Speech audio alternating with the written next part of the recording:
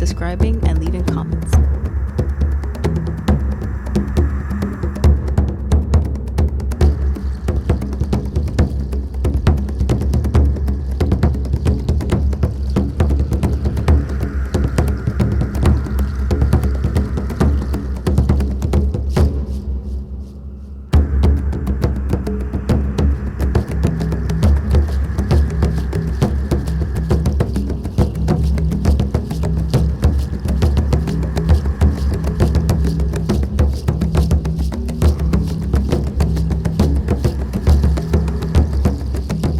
If you can achieve immortality in the deep freeze. And then it's the stuff of folk tales and legend. Hunting down Bigfoot. Next.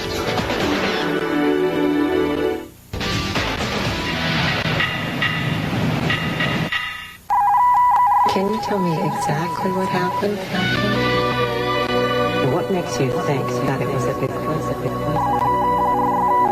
Did you notice anything about its eyes? I think the things are real. In fact, if I didn't believe that, I wouldn't be here. Peter Byrne has devoted 16 years to one premise, that the legendary ape man of the Pacific Northwest is no legend. And he's setting out to prove it scientifically. The subject has somehow eluded the seismic detectors. So at his Bigfoot Research Center in Northern Oregon, Byrne's team is using the latest technology to prove the animal's existence. And essentially we're doing, making what we think is the best approach towards finding one of these things. The Bigfoot Research Center is funded by Boston's Academy of Applied Science, and it answers to a panel of scientific experts. Its methods go well beyond haphazard treks in the woods. The center's full-time staff and team of volunteers began the project by gathering credible eyewitness accounts of Bigfoot sightings. By entering the dates and locations in computers, they hope to discover patterns in the creature's movements. The second step is now underway. They will use those patterns to pinpoint where Bigfoot might be found. And in those remote sites, they are installing the latest surveillance technology. On each site, there will be two cameras, a night camera and a day camera. The picture that you see now is shot through one of these devices in total darkness. And this whole area has sensors buried in the ground. They pick up vibration from movement and send a signal to the cameras, turn the cameras on. But that's not all. Sensors activate transmitters that microwave any pictures back to the base. The object of the research project is to find one of these things, to get still photographs, to get videotape, and also to get blood and tissue samples. To collect those samples, the team will use a biopsy dart. Fired at the animal, its hollow point collects a bit of flesh. Then the dart falls out. Peter doesn't want to harm or capture a Bigfoot. He just wants to prove that they're out there.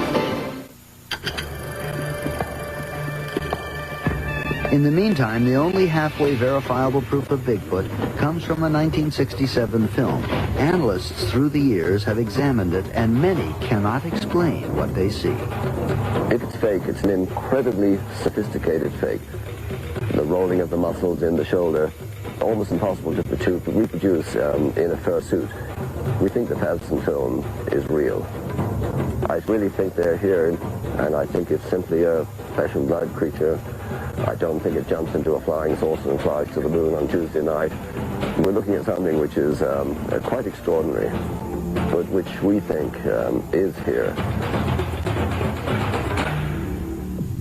If you're planning a Bigfoot watching trip, here's some travel advice. The best Bigfoot viewing is along the west coast from Northern California to Canada. The best times of year are spring and fall. And try to hit the most remote wooded locations, and also watch out for deer hunters. When Popular Science continues, we'll tell you how a night vision device works, an instrument that turns night into day.